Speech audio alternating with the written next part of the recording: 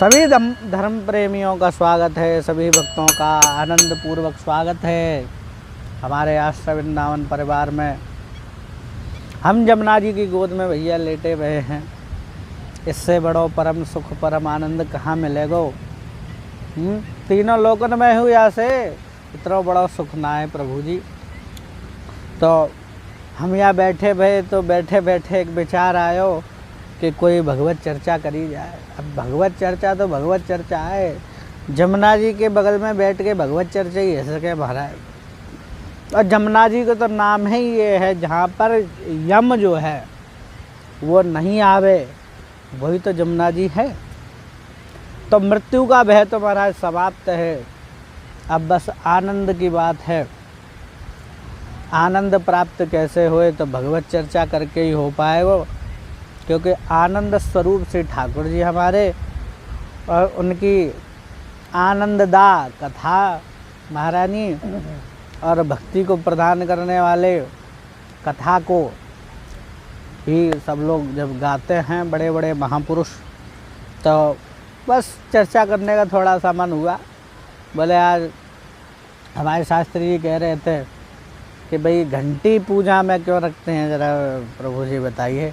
तो मैंने कहा उसका क्या महत्व है वो तो सभी जानते हैं, धर्म प्रेमी तो सब जानते ही हैं, परंतु फिर भी कुछ लोग जो नहीं जानते हैं, जो समझते नहीं हैं। देखिए प्रमाण तो सब ठीक है, लेकिन प्रमाण के साथ एक बात समझिएगा कि इसका क्या आखिर क्यों घंटी ही क्यों रखा जाता है, तो उसको बात को समझिएगा। देखिए घंटी जो होती है, आपने देखा होगा ऐसे कुछ जो घंटी के ऊपर है वो आकृति में कुछ देवता से बने रहते हैं। उसमें बहुत से लोगों को ये नहीं पता होती कि ये कौन है। तो जब ये नहीं पता कि ये कौन है महाराज, तो उसमें शंका उत्पन्न हो जाती है। देखिए घंटी के ऊपर जो एक आकृति बनी रहती है, वो जो देव हैं वो कोई और नहीं, श्री भगवान विष्णु की जो सवारी है, जो गरुड़ भगवान है, जिसलिए उसको क्या कहते हैं, गरुड़ घंटी कहते हैं महाराज। तो गरुड़ है। अच्छा तो भैया जब भोग लगे, जब पूजा होए, भगवान स्नान करे, तो ये घंटी बजाने को क्या महत्व है।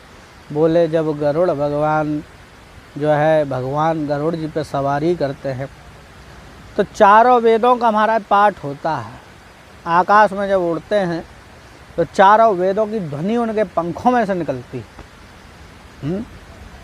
तो जैसे ही हम भगवान को भोग लगाते हैं और हमको कोई मंत्र नहीं आता है मान लो, तो हम क्या करें महाराज, घंटी बजा।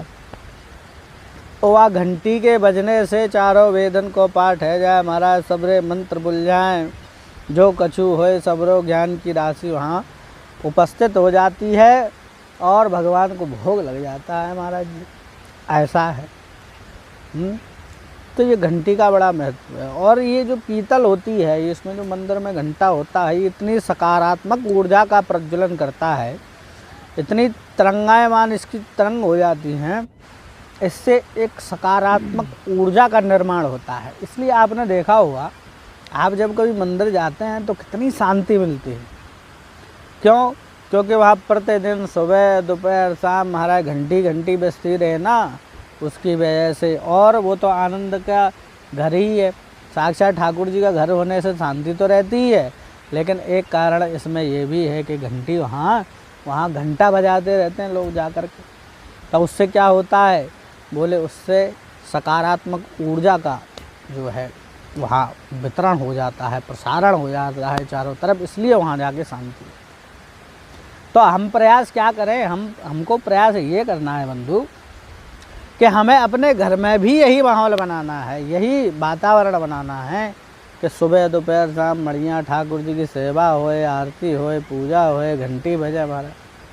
अब हम आरती का भी हमने एक वीडियो बनाया था, आपने शायद देखा नहीं होगा। श्लोक आता है, कोटयो ब्रह्मत्यानाम अगम्यागम कोटयः दहत्यालोक मात्रेण विष्णु सारात्रिकम मुखम। भगवान विष्णु की आरती होते हुए मुख देखने का क्या फल है। बोले कोटि ब्रह्म हत्याएँ की हों और अगम्यागम कोटयः, और परस्त्री गमन किया हो महाराज कोटि, वो क्या होता है। बोले दहत्यालोक मात्रेण, केवल दर्शन मात्र से भगवान विष्णु के मुख का दर्शन कर लिया जाए वो भी कैसा मुख, आरती होते हुए महाराज ऐसा मुख देख लेने से क्या होता है, बोले दैत्यालोक मात्रेण विष्णु सारात्रिकम, एक ही क्षण में महाराज भस्म हो जाते हैं इतने बड़े बड़े पाप। तो इसका ये महत्व है। तो छोटी छोटी चीज़ों का बड़ा महत्व है, इसको लेते रहिए महाराज आनंद से। अब कहीं भी आपके आसपास कोई क्षेत्र में मंदिर है तो आप अवश्य वहाँ जाइए और आरती होते हुए मुख को देखिए। अब आपको पता पड़ गया होगा कि इस दर्शन से क्या लाभ होता है, घंटी का क्या महत्व है, घंटा बजाने से क्या लाभ होगा, ये सब आपको पता पड़ गई है। और आपकी कोई जिज्ञासा हो तो हमें बताइएगा, हम उसका उत्तर देने का प्रयास करेंगे। और अगर नहीं आता होगा तो किसी विद्वत जन से पूछ करके आपको बताएंगे, लेकिन बताएंगे ज़रूर। तब तक के लिए आप सबको हमारा नमस्कार प्रणाम। आप श्री यमुना जी के महाराज दर्शन करके उनको प्रणाम करिए, युगल स्वरूप को वंदन कीजिए, ताकि जो है आपके भी कुछ ना कुछ पाप राशि समाप्त हो जाए और हमारी भी हो जाए। महाराज हम आपको करवा रहे हैं दर्शन, इसका लाभ कुछ तो मिले भगवान। वैसे तो लाभ चाहिए नहीं, परंतु जो मिल जाए ठाकुर जी कृपा से, भक्तों का आस्वादन हो जाए, इससे बड़ी खुशी और क्या होगी। भक्तों को आनंद मिले, यही चाहते हैं। तब तक के लिए आप सबको हमारा बहुत बहुत कोटिशा वंदन प्रणाम नमस्कार। आप सब बने रहिए हमारे साथ, ऐसे अपना प्यार देते रहिए थोड़ा बहुत, और क्या है, दास को क्या चाहिए। तब तक के लिए नमस्कार।